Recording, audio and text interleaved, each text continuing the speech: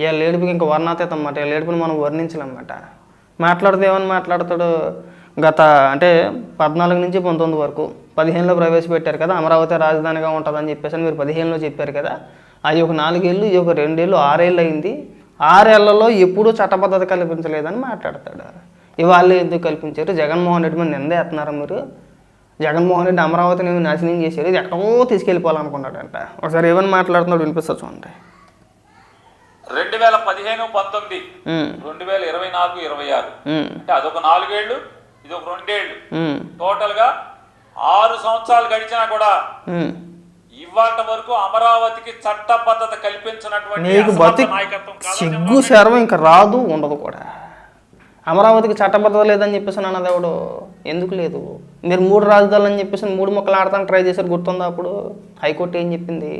అమరావతికి సిఆర్డీఏ అని చెప్పేసి చట్టం చేశారు. రాష్ట్ర ప్రభుత్వం ఒక చట్టం తీసుకొచ్చింది. ఆ చట్ట ప్రకారం మీ ఇష్టానుసారంగా చేయడానికి వీలు లేదు అని చెప్పేసాను కదా, హైకోర్టు మిమ్మల్ని చెప్పుతో కొట్టిందా లేదా? అయినా సిగ్గుసేర లేకుండా చట్టం చేయలేదు, చట్టం లేదు, ఎక్కడ దిక్కుమాల మాట్లాడండి. నీకేం బుర్ర ఏమైనా పని చేయట్లేదా పేరునని? ఒకసారి చూడు హైకోర్టు ఏం చెప్పిందో మీకు. మీరు అధికారంలో ఉన్నప్పుడు హైకోర్టు చెప్పుతో కొట్టిన తర్వాత, లేదు మేము 3 రాజధానికి వెళ్ళట్లేదు, అమరావతి రాజధానిగా ఉంటుంది, ఈ బిల్లుని మేము వెనక్కి తీసుకుంటున్నాం, మళ్ళీ వేరే ఒక బిల్లుతో మళ్ళీ ముందుకు వస్తామని చెప్పేసి అన్నాడు. ఎప్పుడు? 3 ఏళ్ల తర్వాత.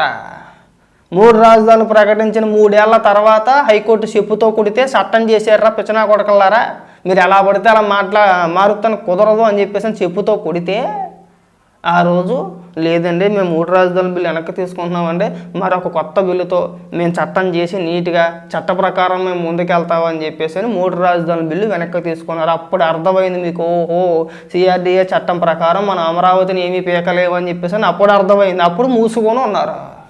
అప్పుడు దాకా 3 రాజధానులు అని చెప్పేసి ఎగిరారు కదా. ఇవాళ తీర్మానం చేసి మాట్లాడుతుంటే మీకు నిప్పు వచ్చేసిందా? కాస్త సిగ్గు అనిపించట్లేదు మీకు? చట్టం గురించి పైగా మీరే మాట్లాడాలి. మీరు అమరావతిని మొదలుపెట్టి 6 ఏళ్ళైంది, అదొక 4 ఏళ్ళు, ఇదొక 2 ఏళ్ళు. అవును. ఇంతవరకు మీరు అమరావతికి చట్టబద్ధత కల్పించే ప్రయత్నం చేయకుండా జగన్మోహన్ రెడ్డి గారి మీద నిందేసి డ్రామా ఆడతారు. మీ అసమర్థతకి నిదర్శనం కాదా? లేదు, మీకు నిజంగా నేను చెప్తున్నాను కదా, మీకు సిగ్గు శరం అనేది లేదు. ఇప్పుడు తీర్మానం చేశారు, ఒక వారం 10 రోజుల్లో గెజిట్ నోటిఫికేషన్ కూడా వచ్చింది. మీరు చేసేది లేదు, పీకేది లేదు. ఇంకా ఏమైనా మాట్లాడతాడో, ఇప్పటివరకు చేయలేదు, ఎందుకు చేస్తున్నారో, ఈ తీర్మానం ఎందుకు చేశారు, ఇప్పుడే ఎందుకు చేశారు, మళ్ళీ అసెంబ్లీలో మాట్లాడుతూ మళ్ళీ ఎవరు వచ్చినా ఏమీ చేయకుండా అంటే మళ్ళీ జగన్మోహన్ రెడ్డి అధికారంలోకి వస్తారని భయం ఉందని చెప్పేసి వీళ్ళకేళ్ళ మళ్ళీ డప్పు కొట్టుకోవడం, మళ్ళీ మేమే అధికారంలోకి వచ్చేస్తాం 2029లో అని చెప్పేసి. 2029లో మీరు వస్తారోనో, 34లో వస్తారోనో, 39లో వస్తారోనో చెయ్యట్లా.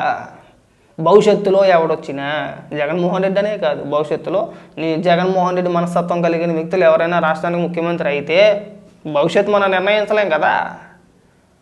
భవిష్యత్తు మనం నిర్ణయించలేం. 5 ఏళ్ల తర్వాత ఎలా ఉంటుంది, 10 ఏళ్ల తర్వాత ఎలా ఉంటుంది, 25 ఏళ్ల తర్వాత ఎలా ఉంటుంది, ఎవరు రాజకీయాల్లో ఉంటారు, ఎవరు ముఖ్యమంత్రి అవుతారని చెప్పేసి భవిష్యత్తు మనం నిర్ణయించలేం కదా. చూద్దాం అప్పుడు పరిస్థితులు బట్టి.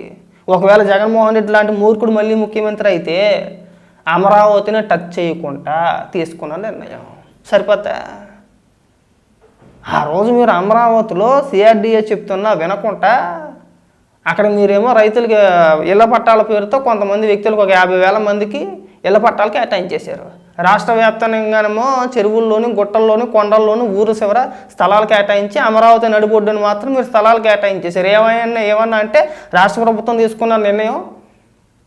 తీసుకున్న నిర్ణయానికి చట్టబద్ధత ఏముంది? ఇంకా ప్రజలు ఎన్నుకున్నారు మమ్మల్ని, మేము ఒక నిర్ణయం తీసుకుంటే ప్రజల నిర్ణయం తీసుకున్నట్టు కాదా? ప్రజల నిర్ణయానికి చట్టబద్ధత ఉండదా?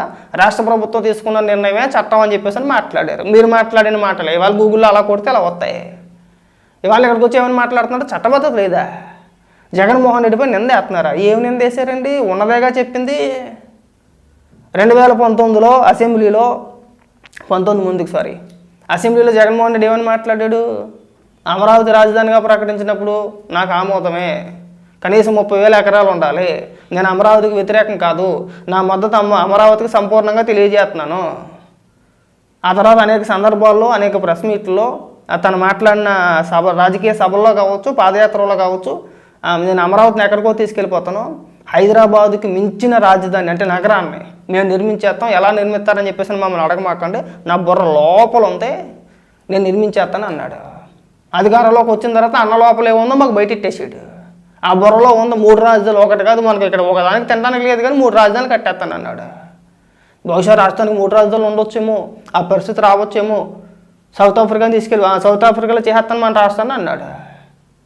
అప్పుడే అర్థమైంది ఉన్న రాజధాని సర్వనాశనం చేసేస్తాను చేశాడని చెప్పేసి అని. ఇవాళ సెల్ఫ్ ఫైనాన్సింగ్ అంటే మీరు ఎందుకు అప్పులు చేస్తున్నారని మాట్లాడారు.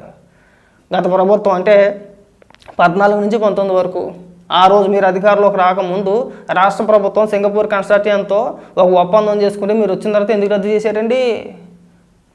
కేంద్ర ప్రభుత్వం ఎత్తు నోరు ముత్తుకుంది. మీరు ఇలాంటి పిచ్చ డ్రామాలు ఏమాకండి, ఇలాంటి ఒప్పందాలన్నీ రద్దు చేసుకోమాకండి, అది మీకే నష్టం అని చెప్పినా విన్నారా మీరు?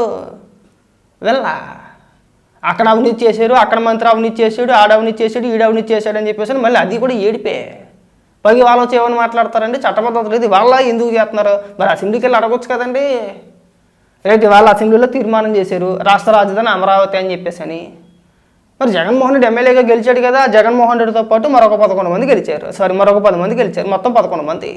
మరి ఈ 11 మంది అసెంబ్లీకి వెళ్ళకుండా ప్రభుత్వ తీర్మానాన్ని పోనీ వ్యతిరేకించవచ్చు కదా.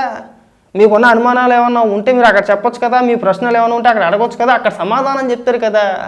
అసెంబ్లీలో అంతమంది ఉన్నారు కదండి, మీరు 11 మంది ఉన్నారు, మిగిలిన 164 మంది అక్కడే ఉన్నారు, అందరూ సమాధానం చెప్తారు. మీరు అడిగిన ప్రతి ప్రశ్నకి సమాధానం చెప్పడానికి బోల్డ్ మంది ఉన్నారు అక్కడ.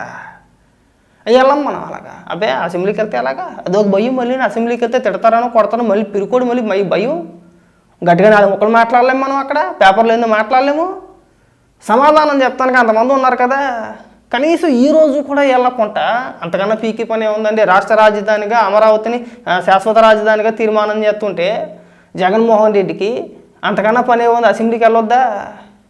అసెంబ్లీలోకి వెళ్ళి కూర్చొని మీకున్న ప్రశ్నలు ఏమన్నా ఉంటే అప్పుడు అడగాలి. ఏమంటే ఈ రోజు ఎప్పుడు లేదు, ఈ రోజు ఎందుకు చేస్తున్నారని చెప్పేసి అసెంబ్లీలో అడిగితే చంద్రబాబు నాయుడు గారో, లోకేష్ గారో, లేదంటే పవన్ కళ్యాణ్ గారో, లేదంటే అక్కడ ఉన్న మంత్రులు కావచ్చు, ఎమ్మెల్యేలు కావచ్చు, లేదు సమాధానం చెప్తారు కదా.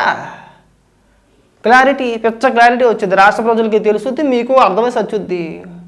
మన వేలుముద్రగాలు ఎక్కువ, మన కార్యకర్తలు వేలుముద్రగాలు అని చెప్పేసి రాష్ట్ర ప్రజలందరూ వేలుముద్రగాలు అనుకుంటారు. మీరు చట్టబద్ధత లేదు, చట్టం లేదు, ఇలాంటి సొల్లు మాటలు ఇంకెప్పుడు మాట్లాడమాక. వెళ్ళాలి అసెంబ్లీకి వెళ్ళి మాట్లాడాలి. మనకి ఏదైనా అంత దమ్ము ఉంటే ఇక్కడికి వచ్చి ఉపన్యాసాలు చెప్పడం కాదు, ఇక్కడికి వచ్చి ఎందుకంటే పకోడీ మాటలు మాట్లాడడం. జగన్మోహన్ రెడ్డి మీద నిందేస్తున్నారు. నిందేంటి? ఉన్నదాకా చెప్పేది. ఆ రోజు మీరు అమరావతికి మద్దతు తెలిపారు, అధికారంలోకి వచ్చిన తర్వాత అమరావతిని పూర్తిగా సర్వనాశనం చేసి పెట్టింది మీరు కాదా? నిందేసింది ఎవడండి? ఏమన్నారు? అమరావతిని అదొక శ్మశానం అన్నారు. పరిపాలన అంతా నేను విశాఖపట్నం నుంచి చేస్తానన్నాడు. పరిపాలన ఎక్కడి నుంచి చేస్తానన్నాడు? విశాఖపట్నం నుంచి చేస్తానన్నాడు. కేవలం ఇక్కడ అసెంబ్లీ మాత్రమే ఉంటుంది. ఇక్కడ పరిపాలన అంతా కూడా నేను విశాఖపట్నం నుంచి చేస్తాను, నేను విశాఖపట్నంలో రుసుకొండ మీద పెద్ద బిల్డింగ్ కట్టేసుకున్నాను, అది నా కోసమని మాట్లాడారు. మీరు 2024 ఎన్నికల ముందు ఏమని మాట్లాడారండి? నేను విశాఖపట్నం వెళ్ళిపోతున్నాను, నేను విశాఖపట్నానికి వెళ్ళిపోతున్నాను, నేను వెళ్ళిపోతున్నాను విశాఖపట్నానికి అన్నాడు. పోలేదు. ఇంకా వద్దు బాబోయ్, నువ్వు అమరావతిలో చేసిన దరిద్రం చాలు. అక్కడ నువ్వు ఇల్లు కట్టుకున్నావో, అక్కడే రాజధాని అన్నావో, నేను ఇల్లు కట్టుకుంటున్నానంటే రాజధాని నేను ఆమోదం తెలిపినట్టే కదా, రాజధాని కాబట్టి నేను ఇల్లు కట్టుకున్నాను చెప్పేసి అమరావతి ప్రాంతాన్ని శుభ్రంగా సర్వనాశనం చేసేసాను ఆయన, మా వైజాగ్ మీద పడొద్దని చెప్పేసి ప్రజల్ని నేను కోలేదు, నీకు ఓట్లే లేదు. అవకాశం ఉండి అసెంబ్లీకి వెళ్ళకుండా ప్రెస్ మీట్లు పెట్టి అడ్డపెట్టింది నాకు అర్థం కావట్లేదు. 11 మంది ఎమ్మెల్యేలు ఉన్నారు మన జగన్మోహన్ రెడ్డితో కలిపి ఎందుకండి వెళ్ళలేదు? ఇక్కడికి వచ్చి ఎందుకు ఈ అప్పబాయ మాటలు మాట్లాడడం? పైగా అయ్యన్న పాత్ర గారు ఆయన కనీసం ఇప్పుడన్నా ఈ రోజన్నా వస్తారని చెప్పేసి అని అనుకుంటే ఆయనకు 80 ఏళ్ళు వచ్చింది, మీరు ఏం మాట్లాడుతున్నారో మీకు అర్థమవుతుందా అంటాడు. ఆయన ఏం తప్పేం మాట్లాడలేదు, ఉన్నదేగా. ఇప్పుడు దీనికి మించిన కీలక అంశాలు ఏమి ఉన్నాయండి? రాష్ట్ర భవిష్యత్తుకు సంబంధించింది, అభివృద్ధికి సంబంధించింది అసెంబ్లీలో తీర్మానం జరుగుతుంది, వెళ్ళాలా వద్దా? మరి వెళ్ళడం మానేసి ఇక్కడ కూర్చొని చేతులు పీసుకుంటా మనకి పళ్ళు సందెట్టుకొని తొరుపల్లి వేసుకొని మనం ఏది పడుతుంది ఎట్ట మాట్లాడితే ఎట్టా పేరునని ఉండొద్దు, సిగ్గనిపించొద్దు. ప్రజలు మన ముఖాన్ని తుప్పుక్కుని ఊసేస్తారని ఇంగిత జ్ఞానం లేదా? కోర్టు తీర్పులు గుర్తున్నాయా మీకు? మీరు అధికారంలో ఉన్నప్పుడు కోర్టు ఇచ్చిన తీర్పులు మీకు గుర్తున్నాయా? గిలగిల్లా ఆడిపోయారు. ఆ రోజు మీరు ఏమని మాట్లాడారు చెప్పనా? సిఆర్డీఏ చట్టాన్ని ఉద్దేశించి ఈ చట్టాన్ని మేము సవరణ చేస్తామని చెప్పేసి అని కూడా అన్నారు. ఆ పప్పులేం ఉడకలా? ఉడికాయా? లేదు. పైగా ఇక్కడికి వచ్చి ఎందుకంటే ఉపన్యాసాలు దయచేసి మీరు చట్టాల గురించి కానీ చట్టబద్ధతల గురించి కానీ మాట్లాడమాకండి. మీకు ఆ హక్కు లేదు. రాష్ట్ర రాజధాని గురించి మాట్లాడే హక్కు మీకు లేనే లేదు.